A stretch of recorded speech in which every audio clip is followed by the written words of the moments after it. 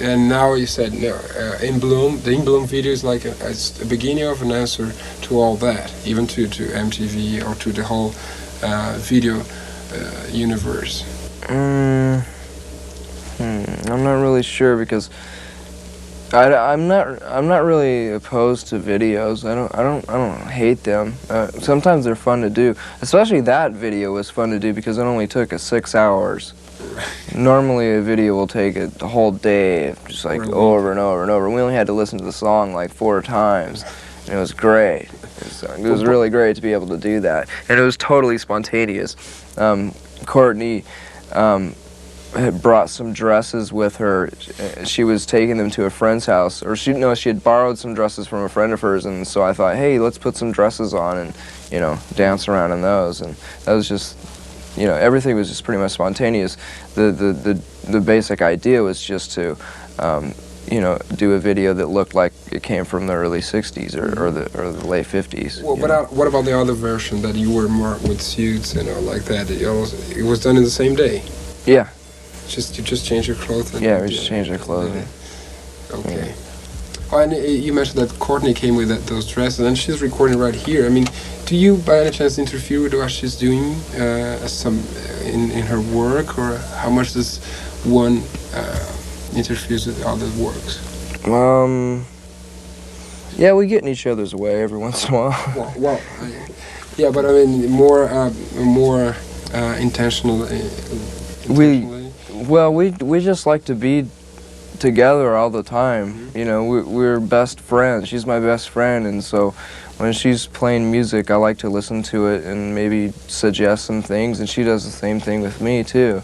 And this was just an opportunity for her to. She came with us, and Patty, her drummer, came too. It's just a vacation, and so this was just a spontaneous thing for them to just make a few demos and see what they're going to do with it. Okay. Yeah. Okay. Thank you very much. Yeah. Okay, it's rolling. Arnaldo Baptista, is that how you pronounce his name? That's it. Mm-hmm.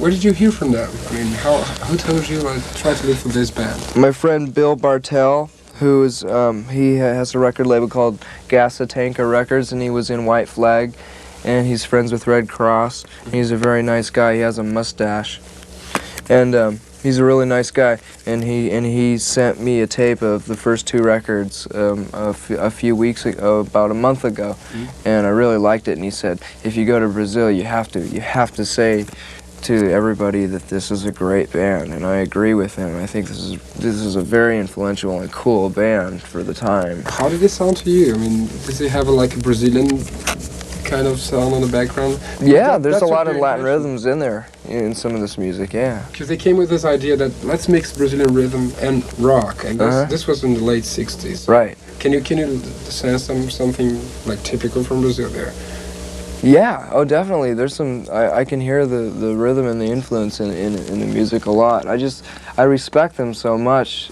I'm not familiar with them very much because I've just started getting into them, but I think from what I've read about them, they were very revolutionary. I mean, they made their own effects boxes, you know? They made their own fuzz boxes, and they were also really controversial too, which was, they had a lot of guts to be doing stuff like that in the military society that was going on then, and I just think that is so cool. That was totally counterculture. Yeah, totally. very. People wouldn't believe what they did. Yeah. Oh, it's very cool, I like that. And I hope you enjoyed the CDs too. Yeah, I will. And thank you again. All right. Bye.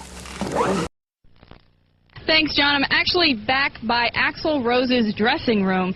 He has been on tour with Guns N' Roses for the past year, and they've gotten in all sorts of trouble. Axl is getting very well known for his antics, and I talked to him in Houston, and here's part 2 of our interview.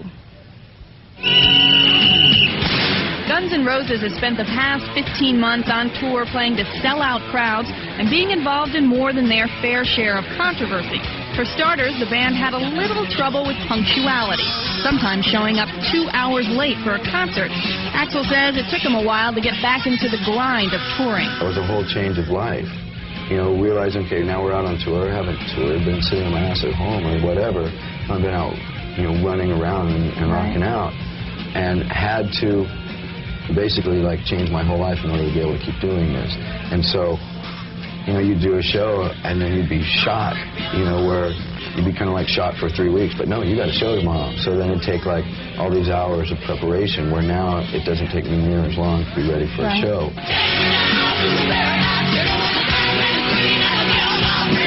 During the course of the tour, Axl has been involved in heavy-duty psychotherapy in an attempt to deal with the sexual abuse he suffered as a child, among other problems. Last year, I was doing extensive emotional work on myself. So when I'd go out to do a show, you know, if something, I was, you know, uncovering something in my unconscious mind or my mind or whatever, and kind of experiencing it, it'd be really hard to go out and do the show, where that took like a year to get things under control. I'd come off stage and either get on the phone or have the person fly out personally and do 4 or 5 hours right after stage. You know, where like someone goes like once a week to like work out their problems for like a half hour, an hour, and I was doing 4 or 5 hours a day. You know, like every day. Has it been helping? You at the show tonight, it seems to be fine. I'm in a good mood now.